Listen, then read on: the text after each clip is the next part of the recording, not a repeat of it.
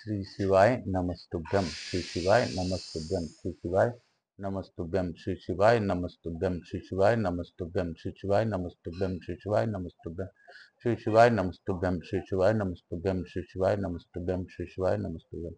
हर हर महादेव। काल हरा दुख हरा दारिद्र कष्ट हरा। हर हर महादेव। आज दिनांक 11 जून 2024, दिन मंगलवार, बड़ा मंगलवार। आज हनुमान जी का विशेष दिन है, बड़ा मंगलवार है। आज हनुमान जी की साधना का दिन है, हनुमान जी की प्रार्थना का दिन है। मैं प्रथम पूज्य देव गणपति गणेश जी महाराज का आह्वान करता हूं, उनसे प्रार्थना करता हूं कि प्रथम पूज्यता स्वीकार करते हुए आज मुझे विलंब हो गया, इसके लिए मैं क्षमा चाहता हूं और आप हमें क्षमा करते हुए आवाज समझ देवी देवताओं को आने का मार्ग। मैं अपने भोलेनाथ और मैया पार्वती से अनुरोध करता हूं कि गौर बिंदोरा का आसन ग्रहण करें और मुझ पर और मेरे परिवार पर अपनी अखंड कृपा बनाए रखें।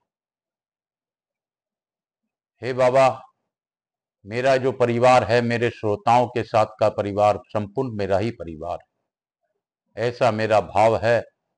आप सभी पर अखंड कृपा बनाए रखें। हे बाबा, यहाँ के स्थान देवता, वास्तु देवता, ग्राम देवता, क्षेत्रपाल देवता, समस्त देवी देवताओं से अनुरोध करता हूँ कि आप इस कथा स्थल पर पधार कर हमें आशीर्वाद प्रदान करें और अनुग्रहित करें।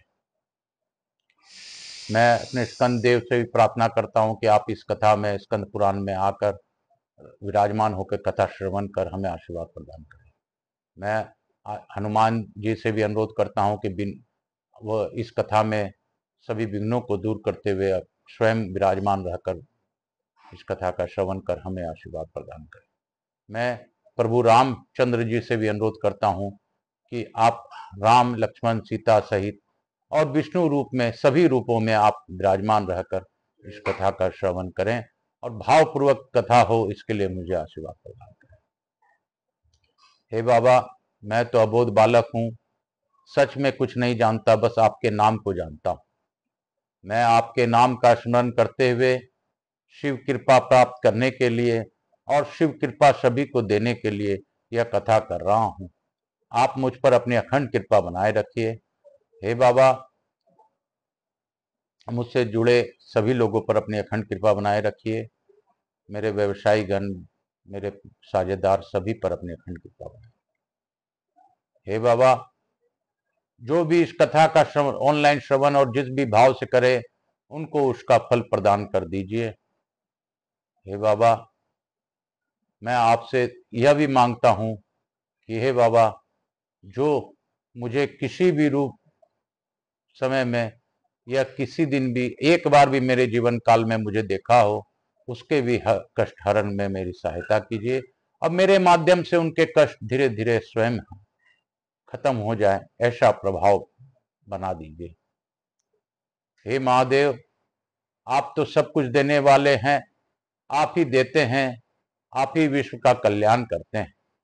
हे विश्वेश्वर नाथ, मैं आपसे यह भी प्रार्थना करता हूं कि आप सभी पर कल्याण करते हुए इस स्कंद पुराण का श्रवण कर लीजिए और मुझसे करवा लीजिए, जिस प्रकार आपने तमरुका जी से कथाएं करवाई थी, उस प्रकार मुझसे भी करवा लीजिए। काल हरा दुख हरा दारिद्र कष्ट हरा। हर हर महादेव। शंभु शंभु हर हर महादेव। शंभु शंभु हर हर महादेव। शंभु शंभु शंभु शंभु। गंगा गंगा गंगा शिव गंगा, गंगा स्नानम अहम करिष्ये तत्पश्चात स्कंद पुराण पढ़िष्ये। बोलो शंकर भगवान की जय। हे डमरूधारी, हे त्रिशूलधारी, हे त्रिपुरारी, सबकी कष्टों को हर लीजिए। हे बाबा, आप जिस प्रकार सबके कष्टों को हरते हैं, उस प्रकार हर लीजिए। हरिहर महादेवा, हरिहर महादेवा, देवा हो देवा, हरिहर महादेवा, देवा हो देवा, हरि हर महादेव महादेवा महादेवा हरि हर महादेवा देवा हो देवा हरि हर महादेवा हरि हर महादेवा हरि और हर के संग कष्ट हर लीजिए हरि हर महादेवा हर हर गंगे हर हर महादेव हर हर महादेव शंभो शंभो हर हर महादेव हर महादेव की जय हर महादेव की जय। मैं आकाश राजगढ़िया बंसल गोत्र पुनः उमाशंकर नारायणी देवी कांता राजगढ़िया का पुत्र आचार्य संगीत कृष्ण जी महाराज महामंडलेश्वर चतुर्थ संप्रदाय के अध्यक्ष मेरे गुरु, मैं उनको नमन करते हुए तथा पंडित प्रदीप जी मिश्रा को धन्यवाद देते हुए आज की कथा प्रारंभ करता हूं। मैं गुरु आज्ञा लेकर आज की कथा प्रारंभ करूंगा। हे बाबा, मुझसे कोई भूल हो रही हो तो क्षमा कर दीजिएगा। मैं तो बस आपका ही नाम जानता हूं और कुछ नहीं जानता। काल हरा दुखहरा दारी धारा का शरा हर हर महादेव। बम बम भोले। कल हम लोगों ने पढ़ा था कि कल किस प्रकार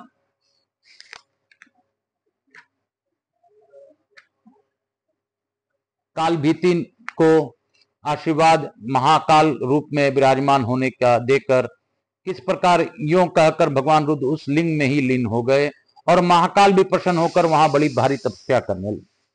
इसके उपरांत आज की कथा हम लोग प्रारंभ करेंगे। काशी काशी शिव काशी मोक्ष नगरी काशी की जय। नारद जी कहते हैं, अर्जुन तदंतर महाकाल का चरित्र सुनकर राजा करंदम वहां आए। उन्होंने महिसागर संगम का जल में स्नान तथा महाकाल का दर्शन करके अपने जीवन को सफल माना। 50,000 मंत्रों का जप करने से जो फल प्राप्त होता है वही जिनके दर्शन मात्र से मिल जाता है। उन्हीं भगवान महाकाल की विशेष पूजा अर्चना करके राजा ने उनको प्रणाम किया और उनकी स्तुति करके उन्हीं के समीप बैठे। तत्पश्चात भगवान शिव के वचन का स्मरण करके मुस्कुराते हुए महाकाल जी ने राजा की अगवानी की और स्वागत सत्कार पूर्वक उन्हें अर्घ्य प्रदान किया। फिर कुशल प्रश्न के पश्चात जब राजा सुखपूर्वक बैठे तो उन्होंने महाकाल जी से पूछा, भगवान, मैंने मन में सदा यह संशय बना रहता है कि मनुष्यों द्वारा पितर का जो तर्पण किया जाता है उसमें जल तो जल में ही चला जाता है, फिर हमारे पूर्वज उससे तृप्त कैसे होते हैं। इसी प्रकार पिंड आदि सब दान भी यही देखा जाता है, अतः हमें यह कैसे मान लें कि यह पितर आदि के भोग से में आता है। महाकाल ने कहा, राजन, पितरों और देवताओं की योनि ही ऐसी होती है कि ये दूर की कही हुई बातें सुन लेते हैं, दूर की पूजा भी ग्रहण कर लेते हैं, दूर की स्तुति से भी संतुष्ट होते हैं। इसके सिवा वे भूत भविष्य और वर्तमान सब कुछ जानते हैं और सर्वत्र पहुंचते हैं। पांचों तन्मात्राएं मन बुद्धि अहंकार और प्रकृति, इन 9 तत्वों का बना हुआ उनका शरीर होता है। उसके भीतर 10वें तत्व के रूप में साक्षात भगवान पुरुषोत्तम निवास करते हैं। इसलिए देवता और पितर गंध तथा रस तत्व से तृप्त होते हैं, शब्द तत्व में रहते हैं तथा स्पर्श तत्व को ग्रहण करते हैं। किसी को पवित्र देखकर उन्हीं मन में बड़ा संतोष होता है। जैसे पशुओं का भोजन तृण और मनुष्यों का भोजन अन्न कहलाता है, वैसे ही देव योनियों का भोजन अन्न का सार तत्व है। संपूर्ण देवताओं की शक्तियां अचिंत्य एवं ज्ञान गम्य है, अतः वे अन्न और जल का सार तत्व ही ग्रहण करते हैं। शेष जो स्थूल वस्तु है वह यही स्थिति देखी जाती है। करंदम ने पूछा, श्राद्ध का अंत तो पितरों को दिया जाता है, परंतु वे अपने कर्म के अधीन होते हैं। यदि वे स्वर्ग अथवा नरक में हो तो श्राद्ध का भोग कैसे कर सकते हैं, और वैसे दशा में वे वरदान देने में भी कैसे समर्थ हो सकते हैं। महाकाल ने कहा, नृपश्रेष्ठ, यह सत्य है कि पितर अपने अपने कर्मों के अधीन होते हैं, परंतु देवता, असुर और यक्ष आदि के 3 अमृत तथा चारों वर्णों के 4 भूत मूर्त, ये 7 प्रकार के पितर माने गए हैं। ये नित्य पितर हैं, ये कर्मों के अधीन नहीं है, वे सबको सब कुछ देने में समर्थ हैं। वे 7 पितर भी सब वरदान आदि देते हैं। उनके अधीन अत्यंत प्रबल 31 गण होते हैं। राजन, इस लोक में किया हुआ श्राद्ध उन्हीं मानव पितरों को तृप्त करता है। वे तृप्त होकर श्राद्ध कर्ता के पूर्वजों को जहां कहीं भी उनकी स्थिति है वो जाकर तृप्त करते हैं। इसी प्रकार अपने पितरों के पास श्राद्ध में दी हुई वस्तु पहुंचती है और वे श्राद्ध ग्रहण करने वाले नित्य पितर ही श्राद्ध कर्ताओं को श्रेष्ठ वरदान देते हैं। राजा ने पूछा, विप्रवर, जैसे भूत आदि को उन्हीं के नाम से इदम भूतादिभ्य कहकर कोई वस्तु दी जाती है, उसी प्रकार देवता आदि को संक्षेप में क्यों नहीं दिया जाता? मंत्र आदि के प्रयोग द्वारा विस्तार क्यों किया जाता है? महाकाल ने कहा, राजन, सदा सबके लिए उचित प्रतिष्ठा करनी चाहिए। उचित प्रतिष्ठा के बिना दी हुई कोई वस्तु वे देवता आदि ग्रहण नहीं करते। घर के दरवाजे पर बैठा हुआ कुत्ता जिस प्रकार ग्रास फेंका हुआ टुकड़ा ग्रहण करता है, क्या कोई श्रेष्ठ पुरुष भी उसी प्रकार ग्रहण करता है? इसी प्रकार भूत आदि को भांति देवता कभी अपना भाग ग्रहण नहीं करते। वे पवित्र भोगों का सेवन करने वाले तथा निर्मल हैं। अतः अश्रद्धालु पुरुष के द्वारा बिना मंत्र के दिया हुआ जो कुछ हव्य भाग होता है उसे वे स्वीकार नहीं करते। यहाँ मंत्रों के विषय में श्रुति भी इस प्रकार कहती है, मंत्रा देवता यदा द्विना मंत्रवत को रोति देवता भीरेव तत्करोति यद दाति देवता भीरेव तदा ददाति यत प्रगति ग्रहाति देवता भीरेव तत्प्रति ग्रहाति तत्समानाम मंत्रवत् प्रीति ग्रह यात्र नाम मंत्रवत् प्रीते पदते। सब मंत्र ही देवता है। विद्वान पुरुष जो जो कार्य मंत्र के साथ करता है उसे वह देवताओं के द्वारा ही संपन्न करता है। मंत्रोच्चारण पूर्वक जो कुछ देता है वह देवताओं द्वारा ही देता है। मंत्र पूर्वक जो कुछ ग्रहण करता है वह देवताओं द्वारा ही ग्रहण करता है। इसलिए मंत्रोच्चारण किए बिना मिला हुआ प्रतिग्रह वे न स्वीकार करें। बिना मंत्र के जो कुछ किया जाता है वह प्रतिष्ठित नहीं होता। इस कारण पौराणिक और वैदिक मंत्रों द्वारा ही सदा दान करना चाहिए। राजा ने पूछा, कुश, तिल, अक्षत और जल इन सब को हाथ में लेकर क्यों दान दिया जाता है? मैं इसका कारण जानना चाहता हूँ। महाकाल ने कहा, राजन, प्राचीन काल में मनुष्यों ने बहुत से दान किए और उन सब को असुरों ने बलपूर्वक भीतर प्रवेश करके ग्रहण कर लिया। तब देवता और पितरों ने ब्रह्मा जी से कहा, स्वामीन, हमारे देखते ही देखते देते लोग सब दान ग्रहण कर लेते हैं, अतः आप उनके हमारी रक्षा करें, नहीं तो हम नष्ट हो जाएंगे। तब ब्रह्मा जी ने सोच विचार कर दान की रक्षा के लिए एक उपाय निकाला। पितरों को तिल के साथ दान दिया जाए, देवताओं को अक्षत के साथ दिया जाए तथा जल और कुश का संबंध सर्वत्र रहे। ऐसा करने पर दैत्य उस दान को नहीं ग्रहण कर सकते। इन सब के बिना जो दान किया जाता है उस पर दैत्य लोग बलपूर्वक अधिकार कर लेते हैं और देवता तथा पितर दुख पूर्वक उच्छ्वास लेते हुए लौट जाते हैं। वैसे दान से दाता को कोई फल नहीं मिलता, इसलिए सभी युगों में इसी प्रकार तिल, अक्षत, कुश और जल के साथ दान किए दिया जाता है। राजा करंदम बोले, ब्राह्मण, मैं चारों युगों की व्यवस्था को यथार्थ रूप से सुनना चाहता हूं। महाकाल ने कहा, राजन, कृत युग को तुम आदि युग समझो, उसके बाद त्रेता युग की स्थिति मानी गई है।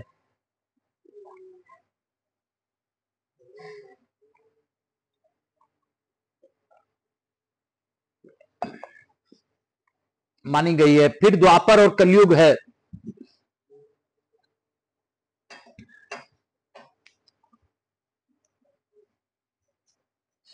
फिर द्वापर और कलयुग है। यही संक्षेप में चारों युगों का परिचय है। कृतयुग सत्वयुग प्रधान है, त्रेता रजोगुणमय है, द्वापर रजोगुण और तमोगुण दोनों का प्रधानता है तथा कलयुग को साक्षात तमोगुण का स्वरूप जानना चाहिए। अब चारों युग में जो युग का प्रधान आचार है उसका वर्णन करता हूं। कृतयुग में ध्यान प्रधान है, त्रेता में यज्ञ को ही प्रधान कहा जाता है, द्वापर में सत्य बर्ताव ही प्रधान धर्म है तथा कलयुग में दान ही सर्वोत्तम धर्म बताया गया है। ध्यानम परम कृतयुग त्रेतायाम यग उच्यते वृतम च द्वापरे सत्यम दानमेव कलो युगे। कृतयुग में मानसिक सृष्टि होती है, उस समय सबके जीवन निर्वाह की वृत्ति रस और उल्लास से परिपूर्ण होती है।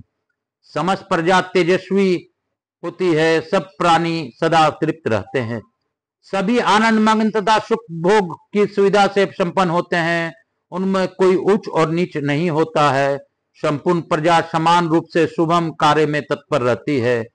कृतयुग में सब लोगों की आयु समान होती है, सबको सुख उपलब्ध होता है, रूप और सौंदर्य भी सब में समान देखे जाते हैं, किसी भी अप्रसन्नता नहीं, उद्वेग नहीं, द्वेष नहीं और गलानी नहीं होती।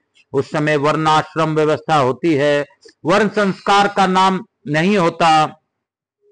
कुछ लोग पर्वतों पर और उसके आसपास तथा कुछ लोग समुद्र के तट पर निवास करते हैं। सब पर दया करना उस समय की प्रजा को विशेष प्रिय जान पड़ता है। सब मनुष्य एकमत होकर सदा भगवान सदा शिव का ध्यान करते हैं। कृतयुग का चतुर्थ चरण आने पर उनकी वह रसोल्लास वृत्ति नष्ट हो जा गई। तब उनके लिए ग्रह का काम देने वाला कल्प वृक्ष उत्पन्न हो गए। वे वृक्ष ही उनके लिए वस्त्र आभूषण तथा फल उत्पन्न करने लगे। उन वृक्षों पर ही उनके लिए पत्ते पत्ते में उत्तम गंध, उत्तम रंग और उत्तम रस से युक्त अत्यंत बलवर्धक मधु तैयार होने लगा। उसे मधुमक्खियों ने नहीं बनाया था। कृतयुग के अंतिम भाग में उसी से प्रजा अपने जीवन का निर्वाह करती थी। उस मधु के सेवन से सब लोग हिष्ट पुष्ट, अधिक बलशाली तथा निरोग रहते थे। तदंतर कुछ काल के बाद जब मनुष्यों को रस नेन्द्रिय प्रबल हो गई तो युग का प्रभाव पड़ने से सब लोगों में भगवान के ध्यान की प्रवृत्ति कम होने लगी और वे उन वृक्षों तथा बिना मक्खी के उत्पन्न हुए मधु पर भी बलपूर्वक अधिकार करने लगे। उनके इस लोभ दोष जनित अनाचार से वे कल्पवृक्ष कहीं कहीं मधु के साथ ही अदृश्य हो गए। उस समय उन वृक्षों की संपत्ति जब बहुत थोड़ी रह गई तो प्रजाजनों में द्वंद्व प्रकट हो गए। वे सर्दी, गर्मी तथा मानसिक क्लेश से बहुत दुखी हुए। तब उन्होंने अपने को आच्छादित करने के लिए घर बनाए। उस समय त्रेता युग के प्रारंभ में उनके लिए पुनः दूसरी सिद्धि प्रकट हुई। वर्षा होने से जल और पृथ्वी का संयोग हुआ और उससे बिना जोते बोए ग्राम में, गांव में होने वाले तथा अरण्य में, जंगलों में होने वाले 14 प्रकार के अन्न उत्पन्न हुए। तदंतर ऋतुओं के अनुकूल फूल और फल से भरे हुए वृक्षों और लताओं का प्रादुर्भाव हुआ।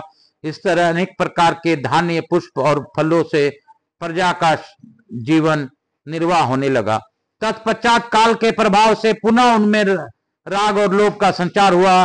फिर तो सब लोग अपनी अपनी शक्ति के अनुसार हठ पूर्वक बड़ी सिद्धता के साथ नदियों, पर्वतों, क्षेत्रों, वृक्षों, लताओं और धान्यों को भी अपने अधिकार में करने लगे।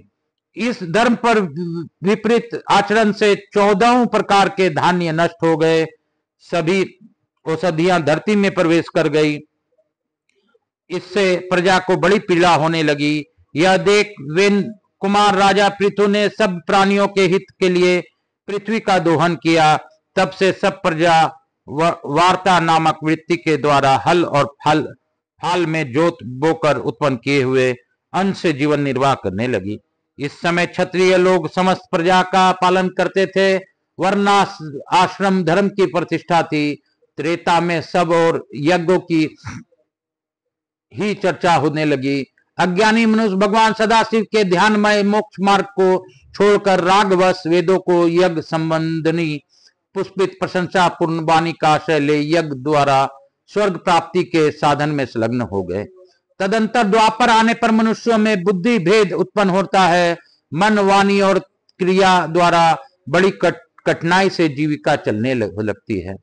सब में लोभ और अधैर्य बढ़ जाता है। भगवान शंकर का आश्रय छोड़ देने में से सबके धर्म संकरता आ जाती है तथा वर्ण और आश्रम धर्म की मर्यादा टूटने लगती है।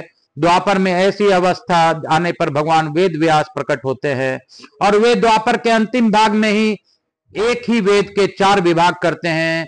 द्विजों के हित के लिए व्यास जी के द्वारा एक ही वेद 4 चरणों में प्रकट किया जाता है। इन्हीं वेदों के अर्थ का विस्तार होने से इतिहास और पुराणों में अनेक भेद होते हैं। ब्रह्म पुराण, पद्म पुराण, विष्णु पुराण, शिव पुराण, भगवत पुराण, नारदीय पुराण, 7वां मार्कंडेय पुराण, 8वां अग्नि पुराण, 9वां भविष्य पुराण, 10वां ब्रह्मवर्त पुराण, 11वां लिंग पुराण, 12वां वराह पुराण, 13वां स्कंद पुराण, 14वां वामन पुराण, 15वां कुर्म पुराण, 16वां मत्स्य पुराण, तत्पश्चात गरुड़ पुराण और ब्राह्मण पुराण, ये 18 पुराने हैं। अब इस वारा कल्प में होने वाले व्यासों के नाम सुनो।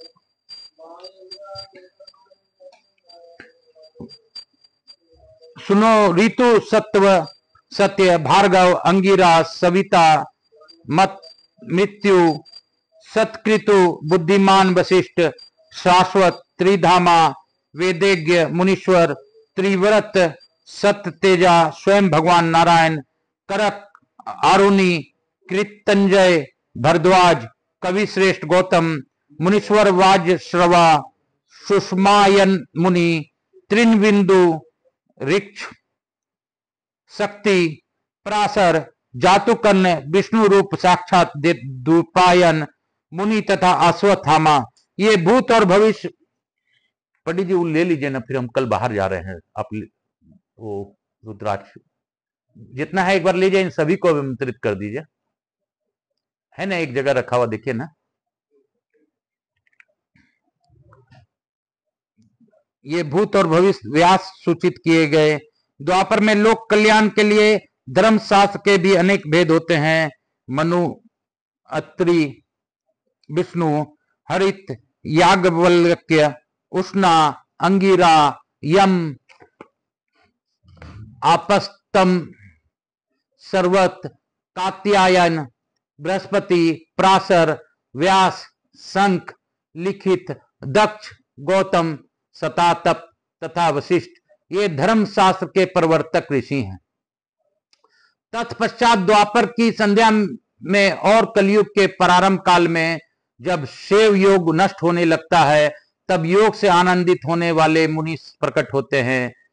श्वेतवारा कल्प के कलयुग में सर्वप्रथम भगवान रुद्र ही योगेश्वर रूप में प्रकट होते हैं।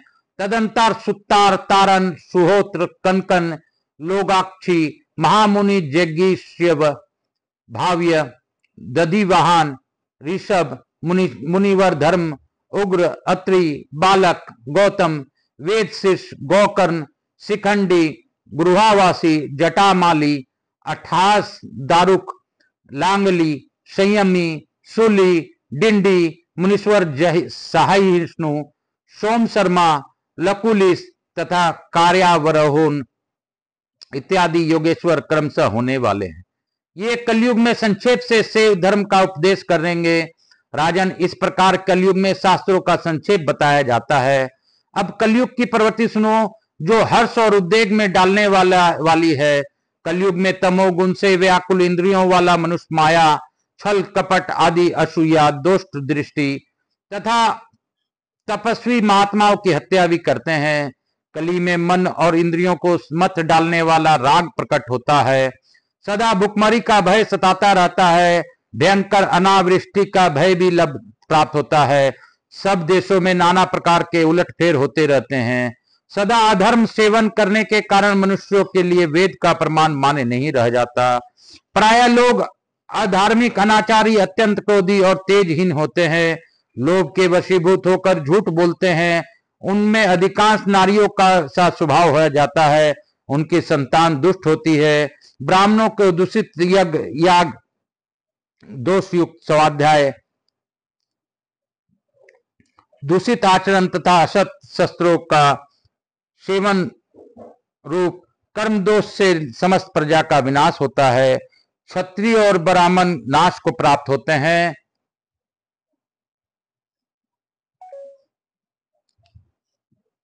और वैश्य तथा शूद्रों की वृद्धि होती है। शूद्र लोग ब्राह्मण के साथ एक आसन पर सोते हैं, बैठते और भोजन भी करते हैं। शूद्र ब्राह्मणों के आचार को अपनाते हैं और ब्राह्मण शूद्रों के समान आचरण करते हैं।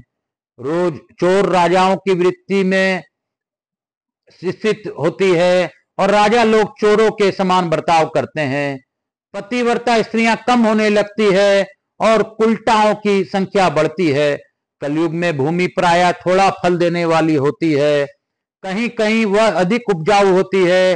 राजा लोग निडर होकर पाप करते हैं, वे रक्षक नहीं वरम प्रजा की संपत्ति हड़प लेने वाले होते हैं। कलयुग में प्रायः क्षत्रिय पर जाति के लोग राजा होते हैं।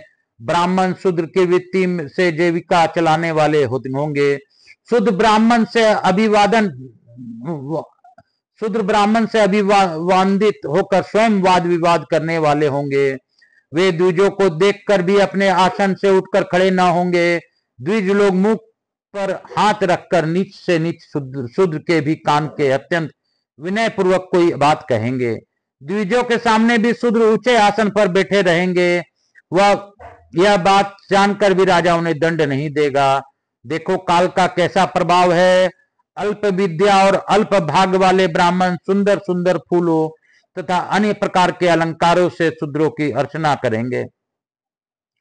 कलयुग के ब्राह्मण पाखंडियों के न लेने योग्य दूषित दान को भी ग्रहण करते हैं और उसके कारण दुस्तर रौरव नरक में पड़ते हैं।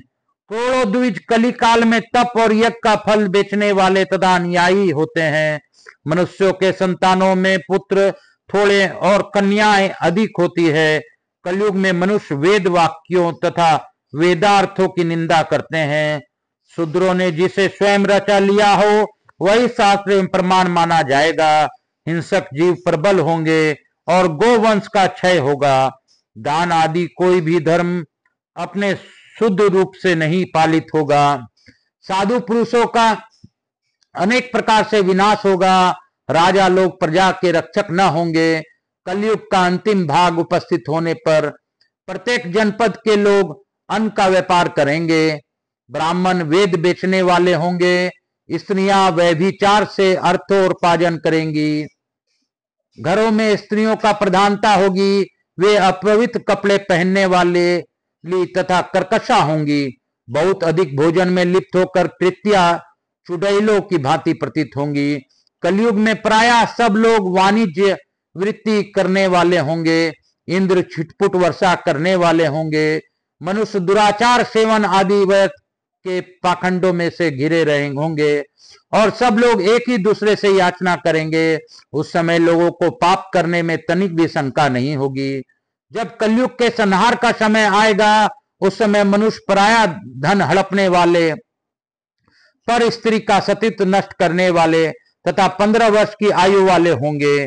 चोर के घर में भी चोरी करने वाले तथा लुटेरे के घर में भी लूट मार करने वाले होंगे। ज्ञान और कर्म दोनों का अभाव हो जाने से सब लोग अधम करना छोड़ देंगे। उस समय कीड़े चूहे और सर्प मनुष्य को डसेंगे। वर्ण और आश्रम धर्म के विरोधी जो अन्य पाखंड सुने जाते हैं वे सब उस समय प्रकट होंगे और उनकी बुद्धि होगी। कलयुग में स्त्री और पुत्र से दुख, शरीर का संहार, सदा रोगी रहना तथा पाप करने में आग्रह रखना आदि दोष क्रमशः बढ़ते ही जाएंगे। राजन, यद्यपि कलयुग समस्त दोषों का भंडार है तथापि उसके एक महान गुण भी है, उसे सुनो। कली काल में थोड़े ही समय साधन करने से मनुष्य सिद्धि को प्राप्त हो जाते हैं। सतयुग, त्रेता और द्वापर इन तीनों युगों के लोग ऐसा कहते हैं कि जो मनुष्य कलयुग में श्रद्धा परायण होकर वेदों, स्मृति और पुराणों में बताए हुए धर्म का अनुष्ठान करते हैं वे धन्य है। त्रेता के 1 वर्ष तक तथा द्वापर के 1 मास तक क्लेश सहन पूर्वक धर्मानुष्ठान करने वाले बुद्धिमान पुरुषों को जो फल प्राप्त होता है वह कलयुग में 1 दिन के अनुष्ठान से मिल जाता है। राजन, कलयुग में भगवान विष्णु और शिव की नियम पूर्वक उपासना करने वाले जितने मनुष्य सिद्धि को प्राप्त होते हैं उतने अन्य युगों में तीनों योगों का उपासना करने से प्राप्त होते हैं। राजन, 28वें कलयुग में जो कुछ होने वाला है उसे सुनो। कलयुग के 3290 वर्ष व्यतीत होने पर इस भूमंडल में वीरों का अधिपति शूद्रक नाम वाला राजा होगा, जो चर्चिता नगरी में आराधना करके सिद्धि प्राप्त करेगा। शूद्रक पृथ्वी का भार उतारने वाला राजा होगा। तदनंतर कलयुग के 3310वें वर्ष में नंद वंश का राज्य होगा। चाणक्य नाम वाला ब्राह्मण उन नंद वंशियों का संहार करेगा। शुक्ल तीर्थ में वह अपने समस्त पापों से छुटकारा पाने के लिए प्रायश्चित की अभिलाषा करेगा। उसके सिवा कलयुग में 3020 वर्ष निकल जाने पर इस पृथ्वी का राजा विक्रमादित्य होंगे। वे 9 दुर्गाओं की सिद्धि एवं कृपा से राज पाएंगे और दीनों का उद्धार करेंगे। तदंतर 3000 से 100 वर्ष और अधिक बीतने पर शक नामक राजा होंगे। उसके बाद कलयुग में 3600 वर्ष बीतने पर मगध देश में हेम सदन से अंजनी के गर्भ से भगवान विष्णु के अंश अवतार स्वयं भगवान बुद्ध प्रकट होंगे, जो धर्म का पालन करेंगे। महात्मा बुद्ध के अनेक उत्तम चरित्र स्मरणीय होंगे। अपने भक्तों के लिए अपने यशो गाथा छोड़कर वे स्वर्ग लोक में चले जाएंगे। भक्तजन उन्हें सर्व पाप हरि बुद्ध कहेंगे। तत्पश्चात कलयुग के 4400 वर्ष बीतने पर चंद्रवंश में महाराज प्रीमिति का प्रादुर्भाव होगा। वे बहुत बड़े सेना के अधिपति तथा अत्यंत बलवान होंगे। करोड़ों मलेच्छों का वध करके सब और से पाखंड का निवारण करते हुए केवल विशुद्ध वैदिक धर्म की स्थापना करेंगे। महाराजा प्रीमिति का देवासन गंगा यमुना के मध्यवर्ती क्षेत्र प्रयाग में होगा। तत्पश्चात किसी समय काल के प्रभाव से जब प्रजा अत्यंत पीड़ित होने लगेगी, तब भयंकर अधर्म का आश्रय लेकर सत्ता पूर्ण प्रताप करेगी। कोई बंधन न रहने के कारण सब लोग लोभ से व्याप्त हो झुंड के झुंड निकलकर एक दूसरे को लूटेंगे और मारेंगे। सभी श्रम से पीड़ित हो अत्यंत व्याकुल रहेंगे। उस समय वैदिक और शर्मार्थ धर्म नष्ट हो जाने पर सब एक दूसरे के आघात से नष्ट होंगे। धार्मिक और सामाजिक का मर्यादा का उल्लंघन करेंगे। सब में करुणा, स्नेह और लज्जा का अत्यंत अभाव हो जाएगा। सभी लोग नाटे कद के होंगे। उनकी पूरी आयु 25 वर्ष की होगी। उनके मंत्र और इंद्रियां विषाद से व्याकुल होगी और वे घर तथा स्त्री का परित्याग करके हाहाकार करते हुए बाहर भटकेंगे। वर्षा न होने से सबकी जीविका मारी जाएगी। सब लोग दुखी हो कृषि और पशुपालन का काम छोड़कर पर्वतों पर रहने लगेंगे। अपने देश छोड़कर नदी और समुद्र के तट पर निवास करेंगे। पर्वतों की गुफाओं में रहेंगे। अत्यंत दुखी हो मांस और मूल फल से जीवन निर्वाह करेंगे। पुराने चिथड़े, वलकल और पत्ते तथा मृत चर्म धारण करेंगे। सभी अकर्मणीय तथा आवश्यक साधनों से भी रहित होंगे। उस समय सालिय नामक मलेच्छ धर्म का विनाश करने के लिए उन सब का संहार करेंगे। उत्तम, मध्यम और उत्तम सब प्रकार के श्रेणियों का विनाश करके वह अत्यंत भयंकर कर्म करने वाला होगा। तब उसका वध करने के लिए संपूर्ण जगत के स्वामी साक्षात भगवान विष्णु सबल ग्राम में श्री विष्णु यशा के पुत्र होकर अवतीर्ण होंगे और श्रेष्ठ ब्राह्मणों के साथ जाकर उस सालिय नाम वाले मलेच्छ का संहार करेंगे। ये सब और घूम घूम कर करोड़ों और अरबों पापियों का वध करके उस धर्म का पालन करेंगे जो वेद मूलक है। साधु पुरुषों के लिए धर्म रूपी नौका का निर्माण करके अनेक प्रकार की लीलाएं करने के पश्चात वे भगवान कल की परम धाम में पधारेंगे। राजन, उसके बाद फिर सतयुग का आरंभ होगा। प्रथम सतयुग, अंतिम सतयुग तथा 28वां कलयुग में अन्य युगों से कुछ विशिष्टता रखते हैं। शेष युगों की प्रवृत्ति औरों के समान ही होती है। कलयुग बीतने पर सतयुग के प्रारंभ में राजा मरु अथवा पुरु से सूर्यवंश, देवापी से चंद्रवंश तथा श्रुत देव से ब्राह्मण वंश की परंपरा चालू होगी। राजन, इस प्रकार चारों युग की व्यवस्था बदलती रहती है। चारों युग में वही लोग धन्य हैं जो भगवान शंकर और विष्णु का भजन करते हैं। बोलो शंकर भगवान की जय। काशी काशी शिव काशी, मोक्ष नगरी काशी की जय। हर हर महादेव। काल हर दुख हर दारिद्र हर कष्ट हर। मैं गुरु आज्ञा लेके आज की कथा यहीं पे विराम दूंगा और आप सबों से पुनः अनुरोध करूंगा कि आप लोग आकाश राजगिरिया यूट्यूब चैनल को सब्सक्राइब कीजिए। सब्सक्राइब करेंगे तो मेरा यूट्यूब में जो चैनल में सबसे रोज का वीडियो आपको मिलता रहेगा। मैं 18 पुराण को पढ़ूंगा। 18 पुराण के बारे में आज भी चर्चा आई है और यह सत्य बात है, कलयुग में हम लोग पुराण अच्छा नहीं लगेगा, जो कि अभी अभी इसी अध्याय में आया है कि पुराण की बातें हमें अच्छी नहीं लगेगी, पुराण सुनना हमें अच्छा नहीं लगेगा। फिर भी आज भी कलयुग में हमारे बहुत से लोग कथाएं सुनते हैं, यही सत्य है। और कथाएं भी वही सुनते हैं जो मेरे भोलेनाथ को प्रिय होते हैं, भगवान विष्णु को प्रिय होते हैं, क्योंकि उनके कृपा बिना कुछ भी संभव नहीं है। तो आप अपने आप को धन्य मानिए कि बाबा भोलेनाथ आपको कथा सुनाना चाहते हैं, चाहे किसी के मुख से हो, क्योंकि व्यास पीठ पे बैठने के बाद वह व्यास रूप में ही हो जाते हैं। कोई भी कथावाचक फिर नहीं रह जाता, मेरे भोलेनाथ स्वयं कथा करते हैं। इन कथाओं का श्रवण कर आप अपने जीवन को कृतार्थ समझिए, अपने भोलेनाथ को और भगवान विष्णु को बार बार धन्यवाद आप दें तो भी कम होगा। लेकिन मैं तो बार बार आपको सब्सक्राइब करने कहता हूं और कहता रहूंगा। करना नहीं करना आपकी मर्जी है। काल हर दुख हर दारिद हर कष्ट हर, हर हर महादेव, शंभु शंभु, हर हर महादेव।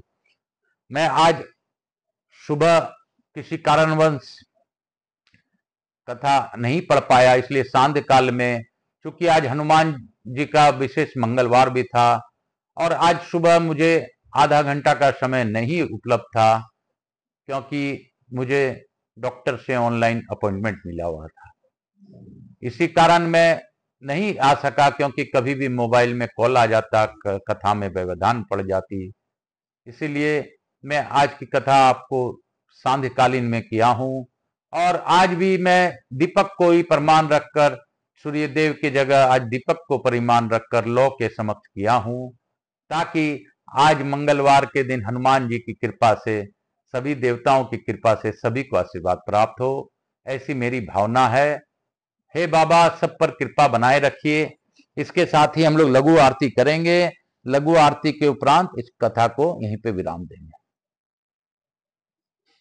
भोला बम बम भोला, नाचे मेरा भोला, कपूर गौरम करुणावतारम, संसार सारम भुजगेंद्रहारम, सदा वसंतम हृदयारविंदे भम भवानी सहितम नमामि। यहाँ के स्थान देवता, वास्तु देवता, ग्राम देवता, क्षेत्रपाल देवता, समस्त देवी देवताभ्यो नमो। मातृ देवी व पितृदेव व सब पितृ देवताभ्यो नमो नमः।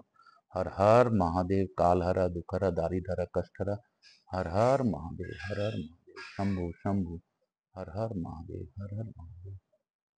हे बाबा, सब दुख काटो हमारा, हे भोला, सब दुख काटो हमारा। शिव शंकर जपूं तेरी माला, बाबा भोला जपूं तेरी माला, हे भोला, सब दुख काटो हमारा। शीतलीकरण हम करशेत, हर हर महादेव। बाबा बाबा। यहाँ के स्थान देवता, वास्तु देवता, ग्राम देवता, क्षेत्रपाल देवता, मातृ देवी व पितृदेव व सब पितृ देवताभ्याम नमो नमः। भोलेनाथ की जय। समस्त देवी देवताभ्यो नमो नमः। ग्राम देवताभ्यो नमो नमः। मैं प्रथम पूज्य देव गणपति गणेश जी महाराज, लक्ष्मी जी महाराज ने रिद्धि सिद्धि शुभ लाभ कुबेर जी महाराज से अनुरोध करता हूँ कि हमारे यहाँ निवास कर अपनी अखंड कृपा सभी पर बनाए रखें। हे बाबा, हे मैया पार्वती, आपने जिस प्रकार भावपूर्वक इस कथा का श्रवण किया और हमें कलयुग के बारे में और बहुत सी बातों की जानकारी दी, पितरों के बारे में, इसके लिए कोटि कोटि धन्यवाद। बाबा, हम सभी को आप आशीर्वाद प्रदान कर अपने स्थान को गमन करें और जो भी हमसे भूल हुई क्षमा करिए। यहाँ के स्थान देवता, वास्तु देवता, समस्त देवी देवताओं से अनुरोध है कि आप प्रसन्न हैं तो हमें आशीर्वाद प्रदान कर अपने स्थान को गमन करें, पुनः बुलाने पर पधार कर आशीर्वाद प्रदान करें। मैं आप सबों से फिर से प्रार्थना करता हूं कि आकाश राजगरिया यूट्यूब चैनल पर कृपा करके सब्सक्राइब कीजिए। मैं आपको बार बार कहूंगा और कहता ही रहूंगा, आप चाहे कहिए या ना करिए। काल हर दुख हर दारिद्र हर कष्ट हर, हर हर महादेव शंभु शंभु हर हर महादेव।